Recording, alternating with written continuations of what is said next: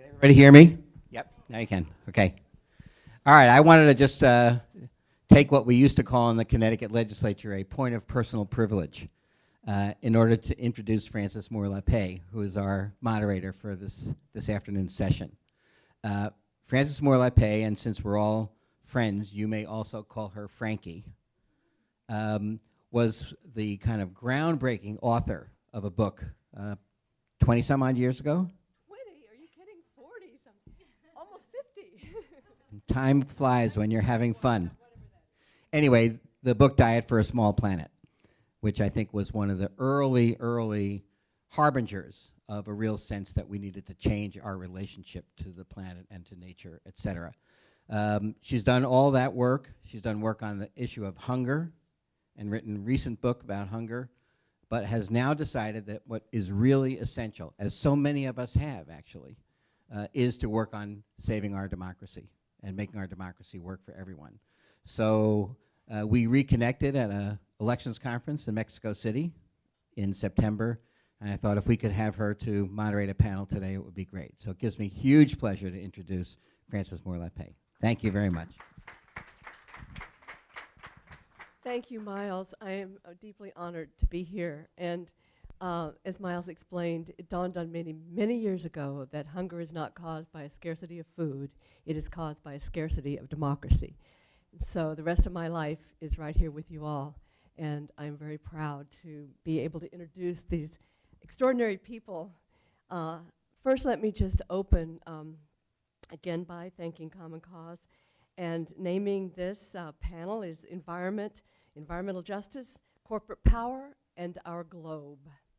And I am so pleased that what we're tasked with is really going down to the specific stories of the connection of communities and the impact of corporations on our lives. As I do that, I am also so aware of our forebears who I feel that we are here carrying the torch. And unfortunately, we just gained a new forebear 5 days ago with the murder of Berta Careces in Honduras.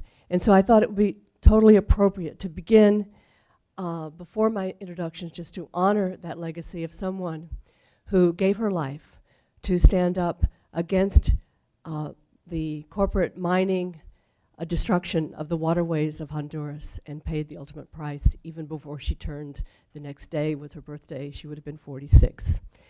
So we also, of course, we're carrying the torch of people who've laid out the challenge for us for decades. And perhaps, for me, no better put than in 1938, when President Roosevelt addressed a joint session of Congress. And he said, the liberty of democracy is not safe if a people tolerate the growth of private power to the point that it is stronger than their democratic state itself. That, in its essence, is fascism. And for a long time, I had trouble using the F word. I would stop that quote before I got to that. But I think that we're at a time where we need to be strong enough to recognize the threat. And he said then, at that same time, that this is, how did he put it? This is the first truth. It is foundational. And I know that you share my feeling that you've not only learned a great deal already today, but have been deeply moved. So I will begin then by pointing out that while we have a lot of good news in the sense of people awakening to the crisis of money in politics, and we have great new books like Dark Money coming out, and this wonderful new book, Nation on the Take by Potter and Penniman, really nailing the case by case. What I'm so excited about sharing, being able to introduce you today, is very, very concrete stories of the impact of corporate power in people's lives. And so I will begin. I will just introduce all of our speakers and then let you go in turn. Ilana Solomon directs the Sierra Club's Responsible Trade Program. Wait, that's right? You are. Okay, I'm just meeting these folks for the first time. Forgive me. Sierra Club's Responsible Trade Program. And her work at Sierra Club, it's to shed light on the global trading system that threatens our environment. And she helps to build public support for trade rules that allow governments to protect the environment. And before the Sierra Club, she was the senior policy analyst at Action Aid, which is a very important anti-poverty agency working in 50 countries around the world. In '04, she joined Action Aid USA, where she helped to build public support for U.S. policies to address the impact of climate change in the global South. She's a graduate of Oberlin and has a master's degree from the School of International Service at American University. So today, Ilana will be telling us about helping us to really understand this thing called investor-state dispute settlement, which sounds so arcane that we don't think that we should know, but I really want to know because it drives me crazy every time I see a reference to it. And the fact of private tribunals that can actually skirt our courts to evade our environmental laws. So I'm very eager to hear from you. And next, also equally eager to hear from Eduardo Martinez of Richmond, California, who's on the city council there. And I don't know if you've been following a little bit, as I have over the years, just amazing citizen struggle that's very inspiring, and you are part of it, Eduardo. So your commitment to immigrant rights has been evident in your service on the board of the East Bay Sanctuary Covenant, and your lifelong passion for education and education rights, I might say, led to your co-founding of the mobilization of teachers and parents and students and civic leaders in the March for Education in Sacramento, demanding that budget adjustments be made so that local schools and children can thrive. I know when I was growing up, California was the leader in public education, and I was just horrified to see today where it scores so lowly, so far down, and thank you for that. You are also, your commitment to education shows up in your leadership roles in the Bay Area Parent Leadership Network, the Representative Council of the United Teachers of Richmond. You hold multiple subject teaching certificates from San Francisco State. And I love this, you won the In Defense of Good Teaching Award from the University of Arizona. And Eduardo will lay out for us Chevron's vast community impact, including the dollars spent to influence elections there, and will describe for us the strategies, the impacts of organizing at the community level there in Richmond. So I look forward to that. Natalie Thompson, Huntington, West Virginia, at the Ohio Valley Environmental Coalition. She's the project leader of both, I love this combination, West Virginia Clean Elections work and the Energy Efficiency Project. Her grandfather, a mine foreman, mourned the shift to mountaintop removal that ended up destroying Natalie's family, beloved K Ford Mountain, her family's heritage since before the Civil War.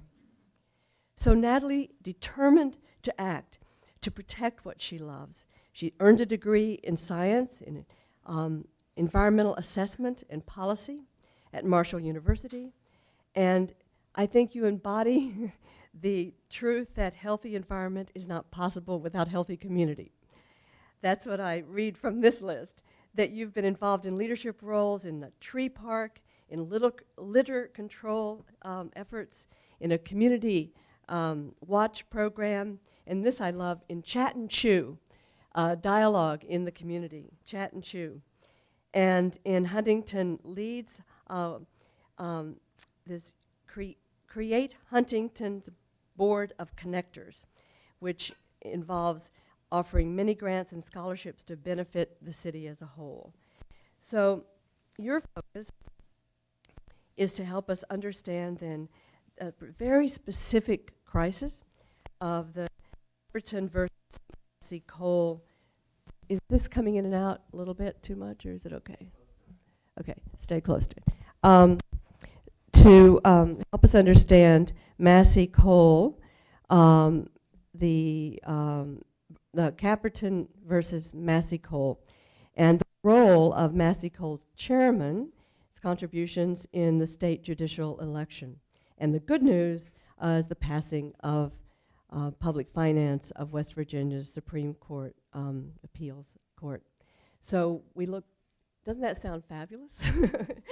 I am so honored to be here with you, and please begin.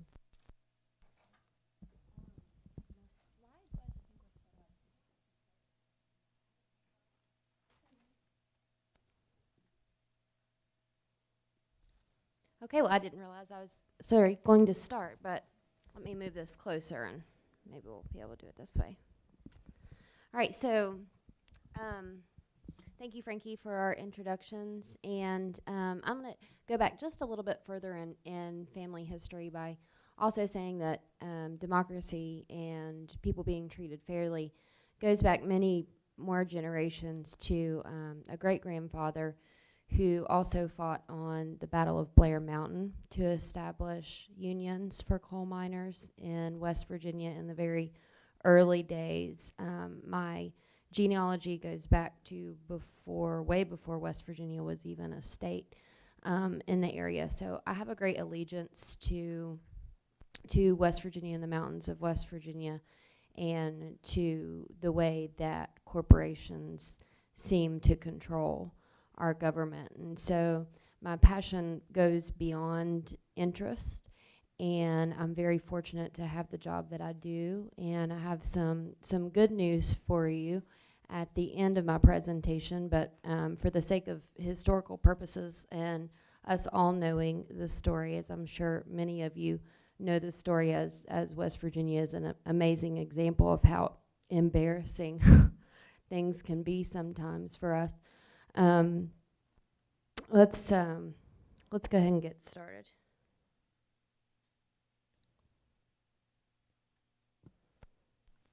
So I have slides, and they're very boring slides. They include a lot of dates, and so it helps me to know where I'm going with the story and to stay in line.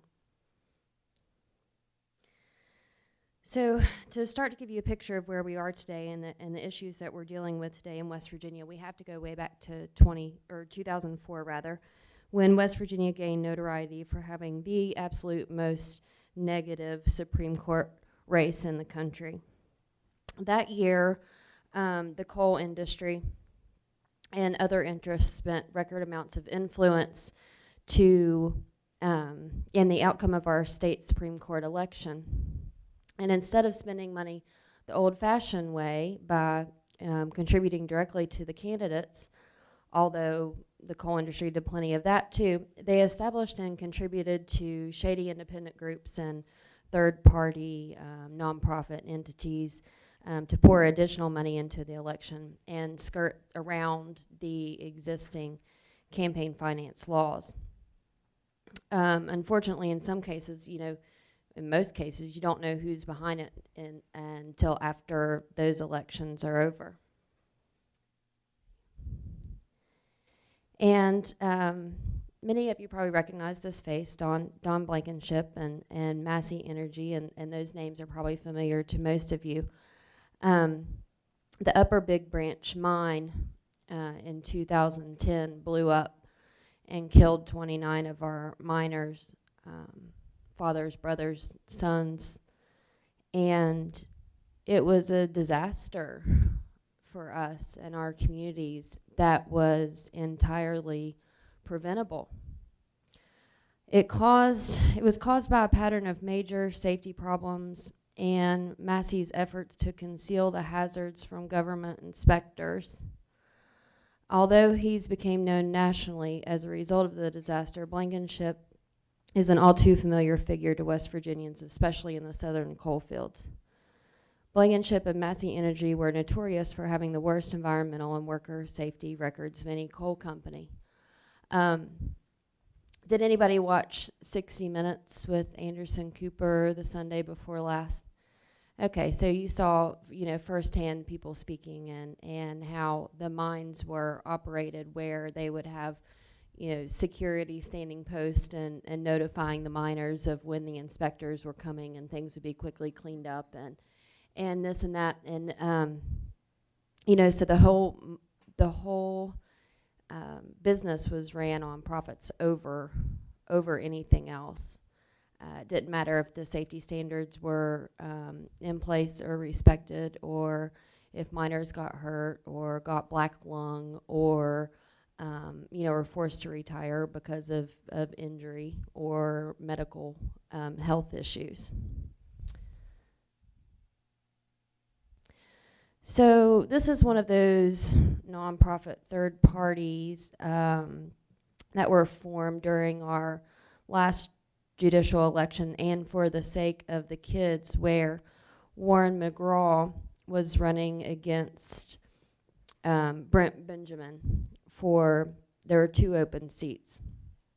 This was an ad that was produced, by and for the sake of the kids, accusing Justice McGraw as being a known sex offender, which was not true. And Justice McGraw was a former legislator and state senate president who was known to be liberal. In the court, McGraw had earned the reputation of supporting victims and injured workers. So there was a very powerful, well-financed coalition of coal insurance companies and other business interests that were funneling millions of dollars into the campaign to defeat McGraw. McGraw was defeated, and Brent Benjamin was very little known defense attorney and treasurer for the state Republican Party. And it was a bitter defeat, but the real tragedy was that our judicial system, which was seen by many as our last line of defense against the rich and powerful, could also be bought out by a rogue millionaire. Don Blankenship contributed $2.5 million to this group and spent an additional $500,000 to support this said Brent Benjamin. 70% of all coal contributions that went to Benjamin's campaign was attributed to Massey Energy executives and also members of their board of connectors. In 2005, Massey appealed the $50 million verdict. 2006, West Virginia Supreme Court hears the appeal. 2007, verdict gets overturned against Massey. 2008, Caperton motion for rehearing, asking Benjamin and Maynard to recuse themselves. Maynard is Justice Elliott Spike Maynard, who was also on the Supreme Court at that time. Nothing happened then. 1 week later, here's Spike and Don Blankenship vacationing together on the French Riviera.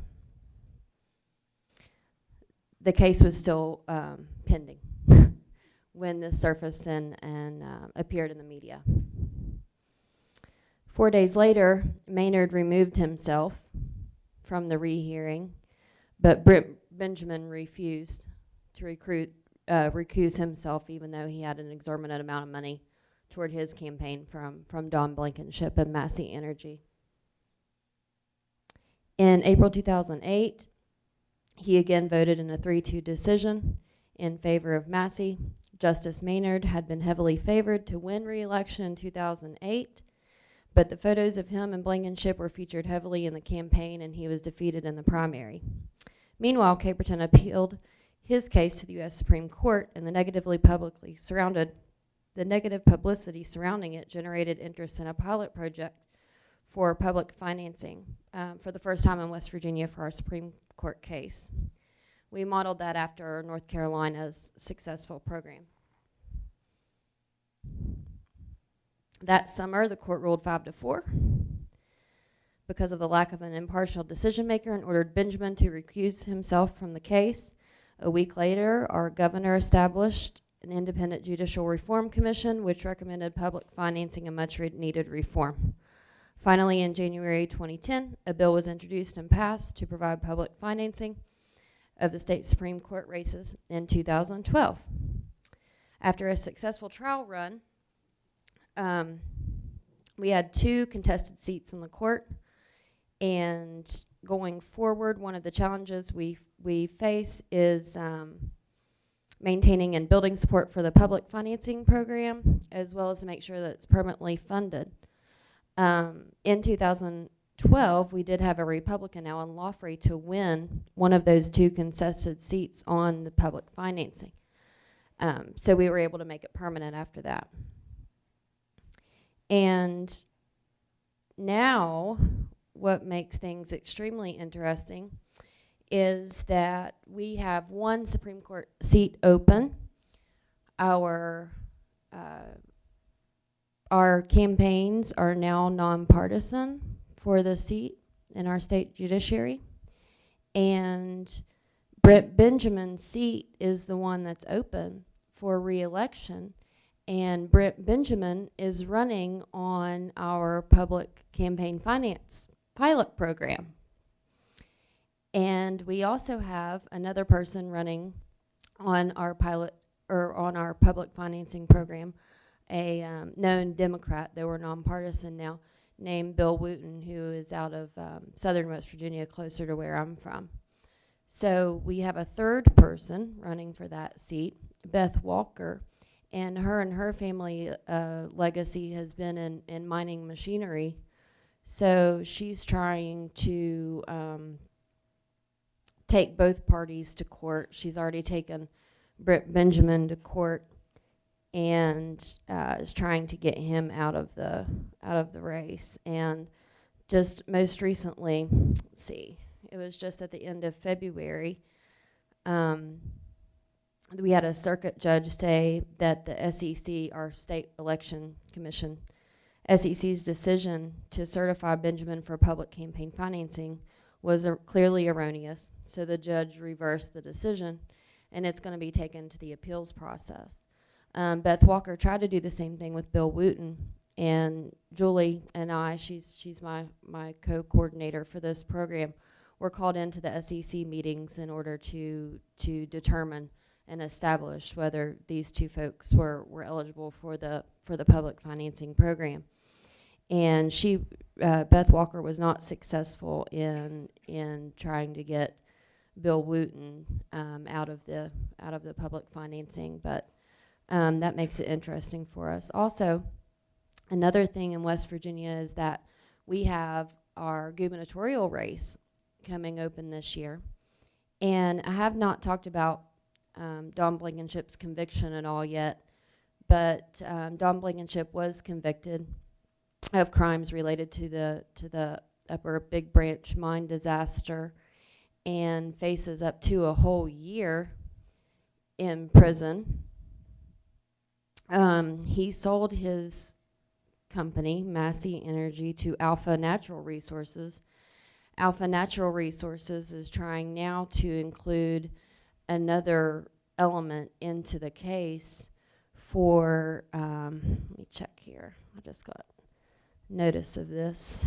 They're asking for $28 million in criminal restitution as a part of Blankenship's upcoming sentencing that is supposed to happen on April 6th because of the mess that was left behind after they bought, his coal company from him. And our U.S. prosecuting attorney, Booth Goodwin, was the prosecutor against Don Blankenship in this Massey Energy case, and he is now running for the governor of West Virginia this year.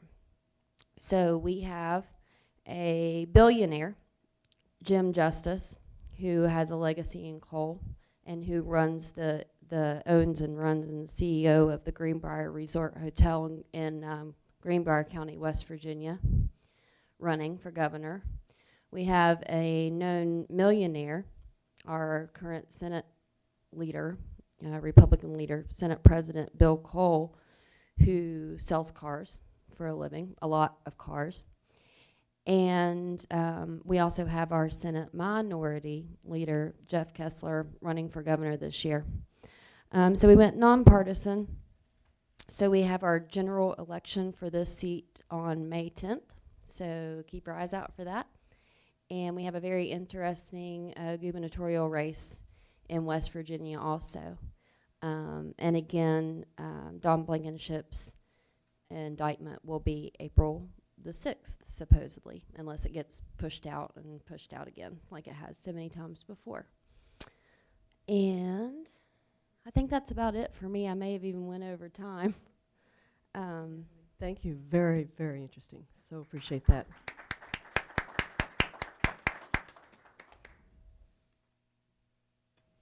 Eduardo. My name is Eduardo Martinez, and my story is actually a small part of the story of the Richmond Progressive Alliance.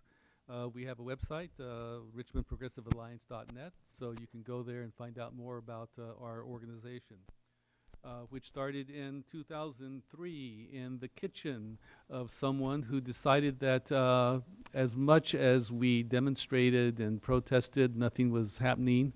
So we figured that the best way to get something done was to get people into office. So that was the main focus of people in the Richmond Progressive Alliance. So in 2004, we elected Gail McLaughlin, a Green Party candidate, as mayor.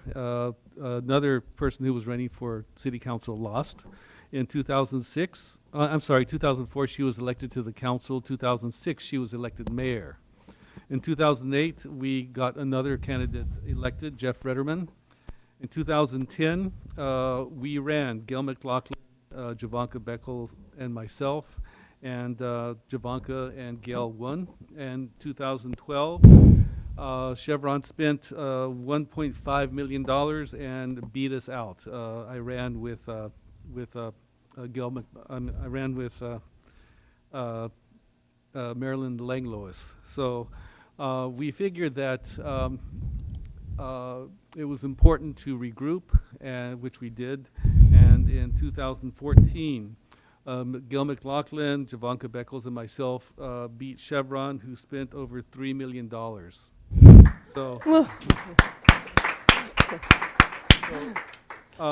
it took lots of organizing. So the victory in 2014 would not have been possible without all the work that we did beginning in 2003.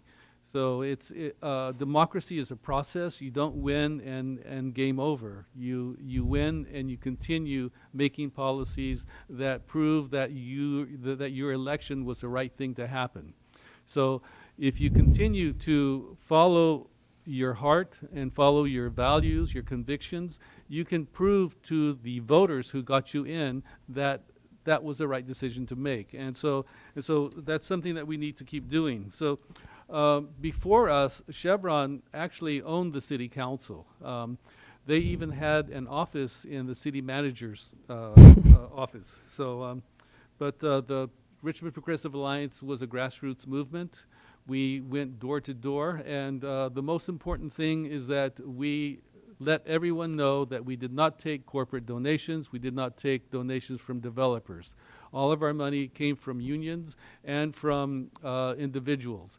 And an interesting thing to me was that the building trade unions did not support us. It was the service unions that gave us support. So, which basically shows you a tie to money, because the building trades jobs depend on the people who make those jobs possible, and Chevron was one of the major corporations that gave jobs to the building trades. So unfortunately, we need to ensure that our unions also have a good leadership, you know, because leadership is where it finally ends up. So Chevron, as we know, is the California's single largest greenhouse gas polluter, and the refinery impacts our community. And not only does it release greenhouse gases, but it releases other kinds of pollutants, which impact our community. In fact, Chevron also didn't pay their, well, actually they don't pay their fair share in taxes. Every 3 years they contest property taxes, and when they were able to get people on the boards that reviewed the cases, they won. But this last time, Chevron was trying to get $90 million back from the county and from the city, and they ended up having to pay $19 million back to the city and county. And that was because the Richmond Progressive Alliance took issue with that, and we made sure that people showed up at every hearing to let the people who were, to let the commissioners know that they were being watched and that they would be held accountable. And that's what we need to do at every level of government. Democracy starts at the local level. I really believe this, and I believe that when we get our neighbors activated and engaged, that can carry on to the county level, then at the state level, and at the national level. So we need to do this at each and every community. So if we are leaders, we need to make sure that we talk to our neighbors and get them to talk to their neighbors so that we can have a true democracy. So our basic strategy was going door to door and talking to them, asking them what their concerns were, and invariably their concerns turned out to be our concerns. Their concerns were Chevron's influence. Their concerns were safety. And after having discussion, we found that that safety depended on crime, and we all came up with the same quote that was shared by Dr. Martin Luther King, which said that a crime is the bride of poverty. And when that was read to me, I thought, that's so true. And as a council member, we're trying to make sure that we don't build jails, and instead we use the money for jails for services for the people coming out of jail so that they can get jobs and become productive members of our community. So the population in Richmond is 103,000, under poverty level 18%, 40% Latino, 27% African American, 17% white, and 13% Asian. The refinery is only responsible for 10% of worldwide sales and profits, averaging $25 billion in sales and $2.5 billion in profits every year, and $25 billion a year in sales makes Chevron Richmond alone roughly the 110th in the Fortune 500. So the interesting thing is that only 3% of that money goes to making their refineries and chemical plants as safe and low emission as they could be. In fact, as a planning commissioner, I tried to make sure that that they did what should be done as opposed to what they had to do. They tried to use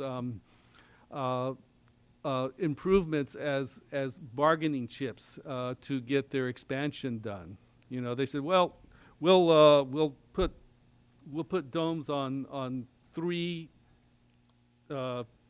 tanks, and they actually had 13 tanks, and so I tried to say, well, just as a matter of safety, as a matter of health, why don't you just do them all? And their response was, we don't have to. So anyway, that's the kind of mentality that citizens have to go against when they deal with corporations, because when corporations make their final decision, it's all about profit, as as we know with the coal mines. So one of the major things with the Richmond Progressive Alliance is building alliances. We have all these other organizations working with us to get out the word, and we in turn help them get the word out. For instance, Alliance of Californians for Community Empowerment, ACE, has been working on rent stabilization, and we've been working with them, and we wrote policy and voted on it. It became an ordinance, and then the Realtors Association collected signatures at $16 to $25 a signature in order to turn it over to submit it to the ballot. So we rewrote the policy to make it better, and it's going to be up for vote in June. So I think we have enough renters in Richmond to have rent stabilization taken care of. We also work with the APEN, Asian Pacific Environmental Network, with CBE, Communities for a Better Environment, the Sierra Club, 350.org, Somos Richmond, and the Steelworkers, SEIU, California CNA, Idle No More. We did a rally, a March rally at the gates of Richmond in 2013 to let Chevron know that we didn't forget the fire of 2012. And we had 3,000 people there. And that march formed another organization called the Sunflower Alliance, and you can go to sunfloweralliance.net to find out what they're doing. So we're now looking at the what we call the refinery corridor, which is a corridor of 4 refineries. And we're working together to make sure that these refineries start transitioning over to healthy energy, to renewable energy. So Chevron didn't want the Richmond Progressive Alliance candidates to win because when the fire happened in 2012, the city of Richmond filed a lawsuit against Chevron, and that lawsuit is still pending. And they wanted to make sure that whoever got in would be people who would basically settle things behind closed doors and things could be forgotten.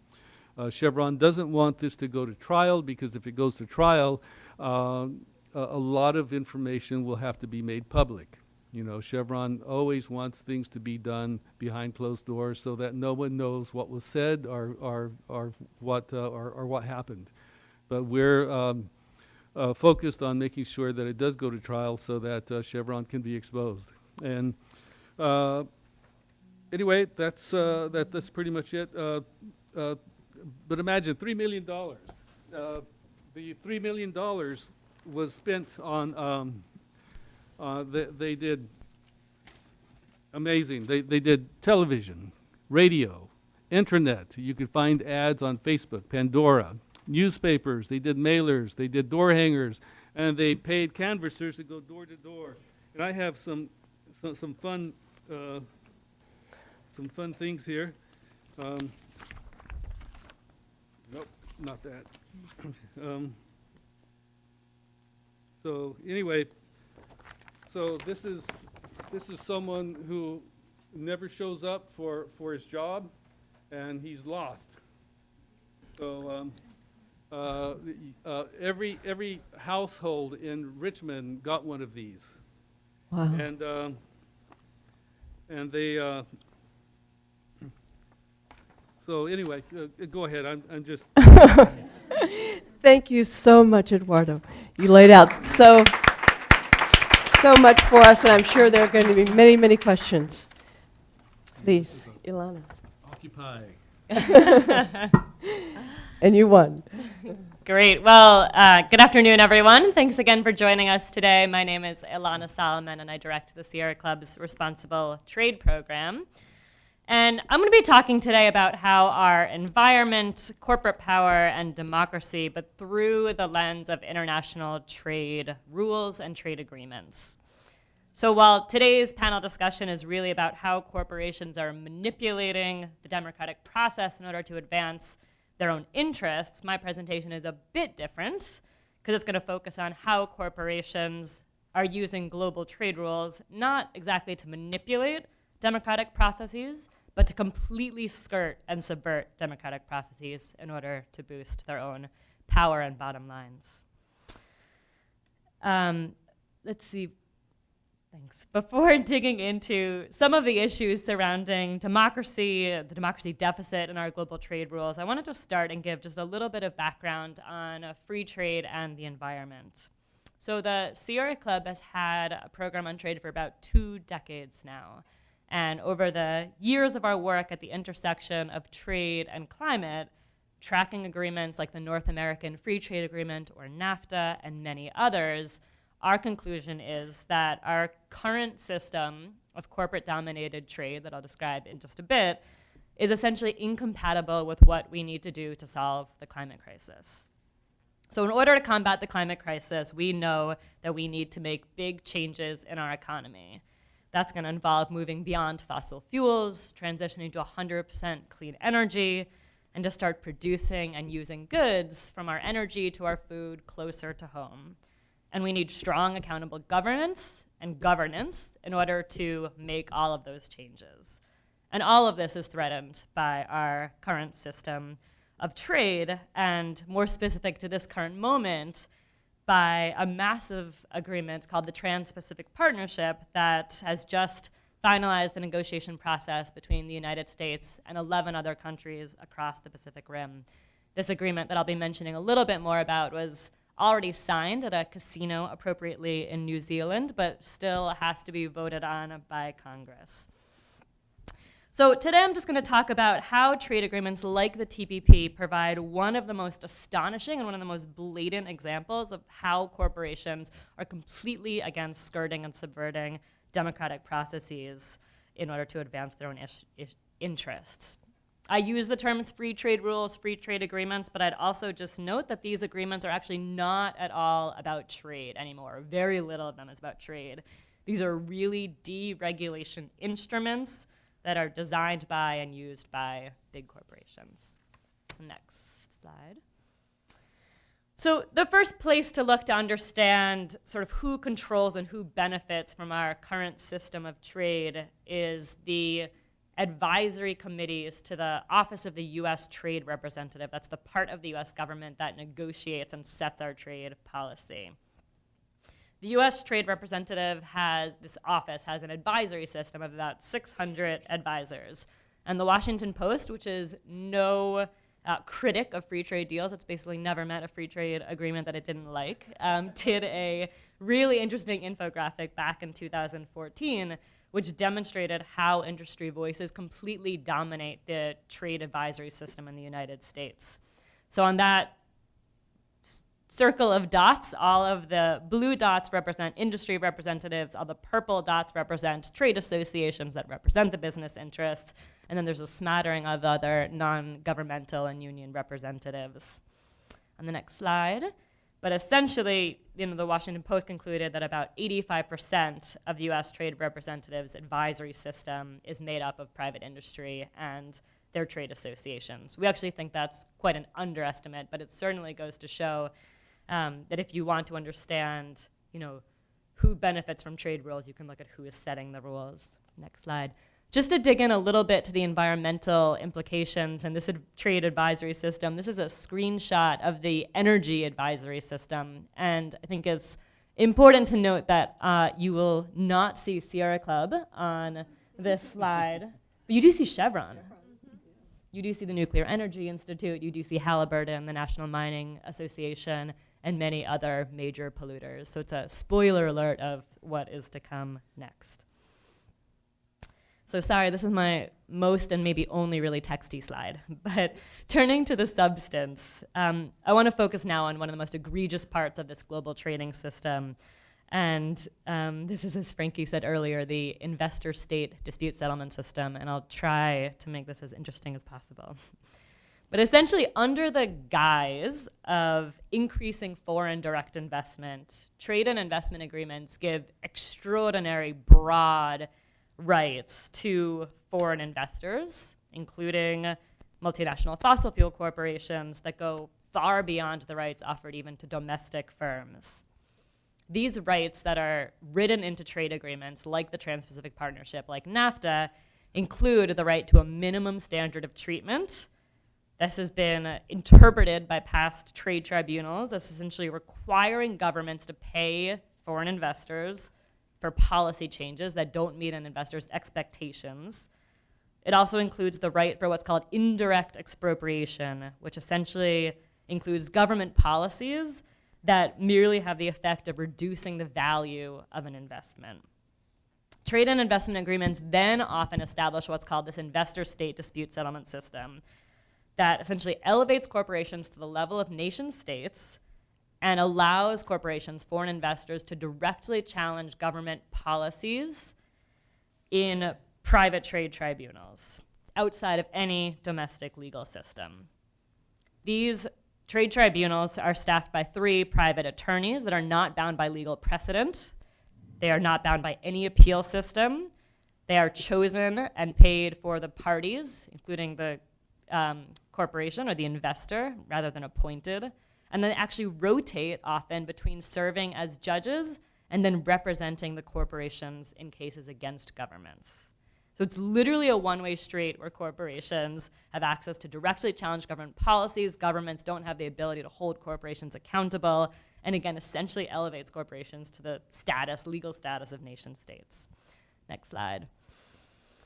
Just a few more facts about this system. It's existed for several decades, but just in the last few years, corporations have gotten even more savvy about using it. So before the year 2001, there was never more than 15 cases per year of corporations challenging government policies.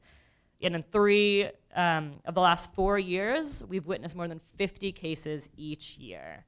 So to date, corporations, including Chevron, once again, ExxonMobil, Occidental Petroleum, have launched nearly 700 cases against more than 100 governments. Many of these cases increasingly are directly challenging climate and clean energy policies. And on the right hand of the screen is just a list of some of the cases challenging, for example, fracking regulations or restrictions, coal-fired power plant regulations, nuclear energy phase-outs, et cetera. So this is a major challenge to environmental policymaking. Next slide. Just to make this a little bit more concrete, I'm going to tell the quick story of Lone Pine Resources, which is the investor, again, elevated to the level of the nation-state of the government of Canada. And in this case, communities in the province of Quebec in Canada had been fighting for years against fracking, hydraulic fracturing for oil and gas underneath their St. Lawrence River, a major waterway in Quebec. They had reason to be worried. Fracking is the process of drilling deep underground, injecting millions of gallons of water, sand, and chemicals in order to unleash oil and gas. After years of public pressure, Quebec's National Assembly, Democratic institution, passed a bill that put a timeout on fracking for oil and gas while the government studied the environmental impacts. Lone Pine Resources had plans to frack in Quebec, didn't like the timeout, so they used rules in NAFTA to sue Canada for $250 million, and that case is ongoing. On the next slide, though, just took one more screenshot because I feel like it's impossible to believe this unless you see it written on paper. But you can see that Lone Pine here is suing Canada for the arbitrary, capricious, and illegal revocation of the enterprise's valuable right to mine. I'd never heard of the right to mine before working on trade for oil and gas underneath the St. Lawrence River by the government of Quebec with no due process, compensation, or public purpose. This is pretty phenomenal. It's not just about this case. It's the signal that this case sends to any government that's looking to put in place public interest environmental policies. I won't go, I know we're really short on time, I won't go into detail on this, but just I was going to give one more example that is even closer to home, which is that after on November 6th in 2015, after years of engagement from indigenous leaders, from farmers, ranchers, activists, climate, civil society organizations, the Obama administration finally rejected the Keystone Pipeline.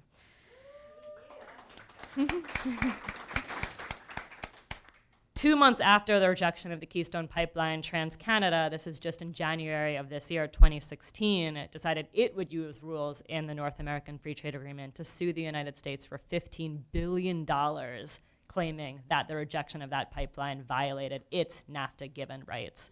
That case will now play out in a private trade tribunal outside of the U.S. court system. Next slide.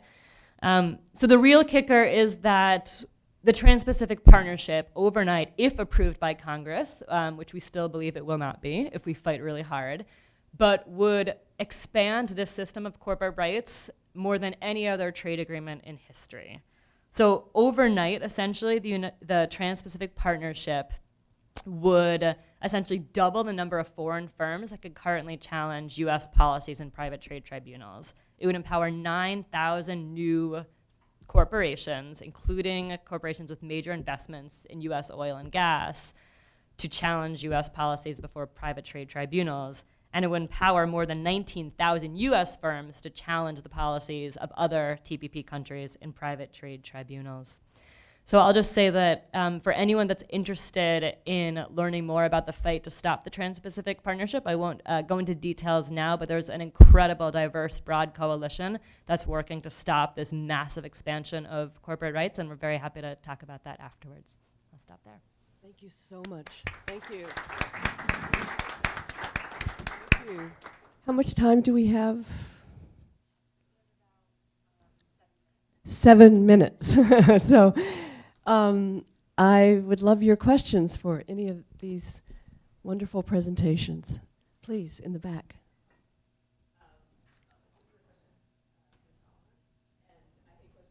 Uh-oh.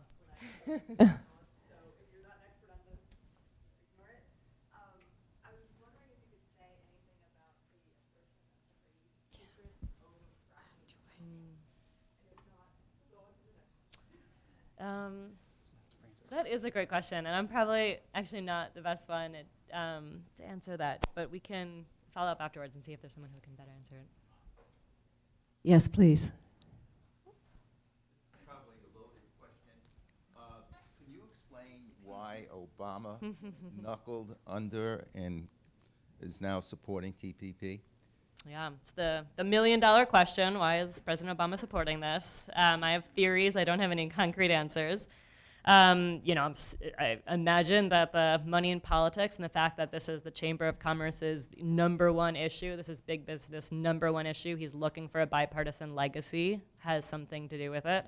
There's something to do with the sort of free trade ideology that is still fairly impenetrable, especially when you get to be the President of the United States of America. But he ran on a campaign, to renegotiate NAFTA, and now he's calling the Trans-Pacific Partnership his renegotiation of NAFTA. So, it's, we've supported so much of what the president has done on climate change, and this is an area that we feel just really contradicts and undermines some of the very good work he's done in other areas. Please.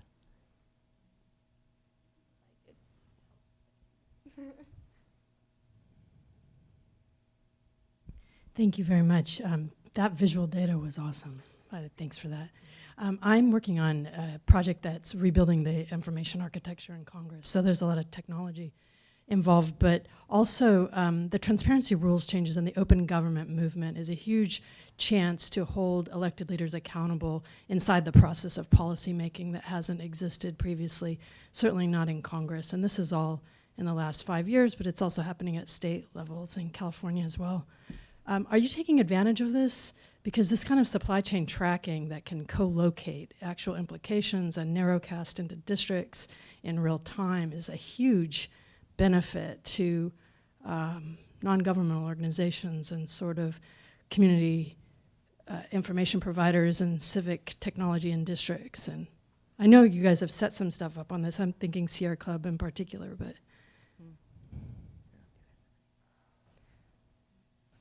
Anybody want to take it? I don't have any knowledge of our sort of using of that information. Great question. Is there another one? Please, back there.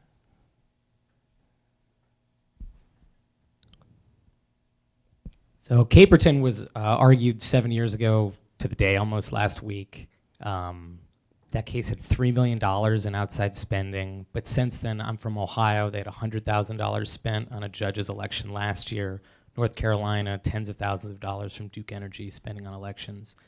It seems to me like the rule they made up in Caperton, $3 million is too much, but $100,000 is maybe okay, doesn't go far enough. Do you have any ideas about what should be done to really address the problem?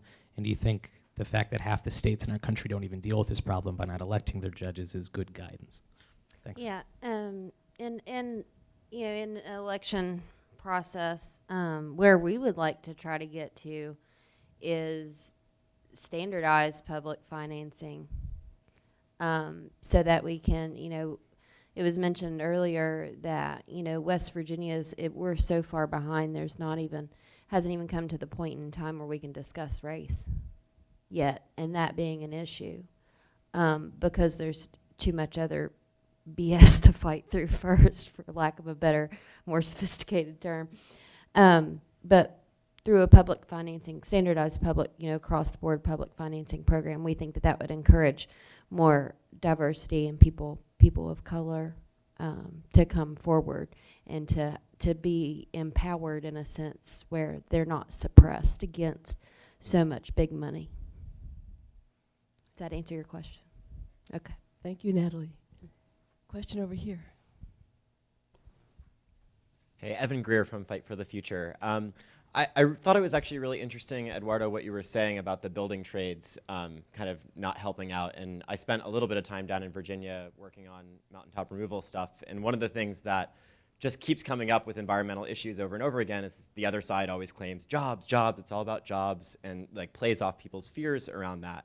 And I'm just curious on all of your thoughts on how to counteract that. It seems like the TPP is one great way because it's really bad for jobs and the environment.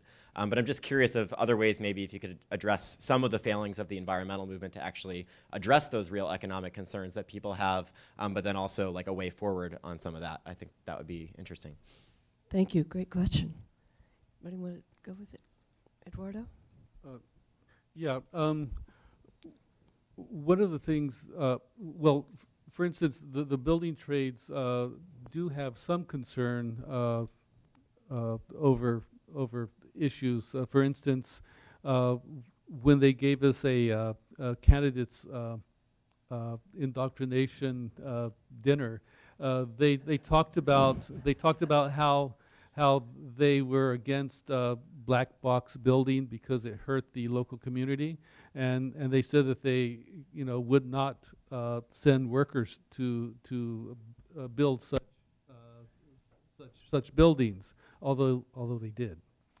But there's rhetoric, and then there's the actual reality of what you do, and it's really a matter of making of helping the rank and file elect the right people, because it's the people at the top who make the decisions, and if the wrong people's there, the wrong decisions get made. So it's a matter of engaging the rank and file. For instance, at Chevron, we worked with the steel workers who actually operate the plant, and they united with the environmentalists because they were there day by day, and they knew exactly what needed to be done, and so and they worked with us to have conversations with the building trades, and we were able to have discussions, although we weren't able to move them from their position. But they do have a new leader, and they have reached out to the Richmond Progressive Alliance, and we hope to be able to move forward on that. And I wanted to answer or talk to your question. In Richmond, we have the Kinder Morgan rail yard, and we weren't made aware that they were actually bringing Bakken crude there and offloading it from the cars onto trucks that took them to the Valero refinery, which is in Martinez. So we found out through a third party, and that, you know, and so the Rail Commission didn't even know that they were doing this, and that's what spurred California looking into the tracking of the rail cars, you know, that come through California. So that's something that's still in the works, and I'm not sure where they're at right now. Thank you. Time for one more? How are we doing on time?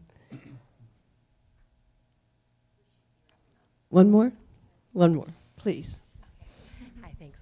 Hi, thank you guys all so much for such a important and interesting panel and for telling all of your stories on the great fights that you're engaged in. I particularly think, Eduardo, the story that you're telling of the use of government for people and how at the local level it is possible for people to get together and run their government for the benefit of the people of the community, even in the face of such direct corporate efforts to maintain their direct power over policy and therefore over so many of these decisions, is a helpful guide for us as we move forward to talk to people about why you say who the leaders of the unions are is important in terms of their positions, who the leaders, the elected leaders in our government is such an important determinative as to our success.